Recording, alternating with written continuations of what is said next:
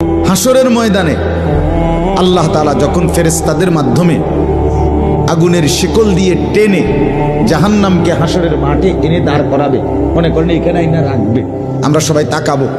এরকম হাসরের মাঠে যখন জাহান্নামকে আনা হবে, এই জাহান্নামের দিকে এক নজর তাকাইয়া হাসরের ময়দানের সমস্ত নাফরমান পাপী বেঈমান আবারও বলবে আল্লাহর কাছে, রব্বানা আখিরনা ইলা আজালিন করিব, আল্লাহ একটু সময়ের জন্য দুনিয়াটা আবার ফেরত দেন, হায়াত আবার ফেরত, সময়গুলো আরেকবার দেন, আরেকটু সময় দেন, নজিব দাওয়াতাক, আপনার সব কথা তখন মেনে নেব, ওয়ানাত্তাবিউর রুসুল, আপনার রসুলদের আনুগত্য করব। আল্লাহ বলবেন না, না বান্দা, এখান থেকে কাউকে আর ফেরত দেব না।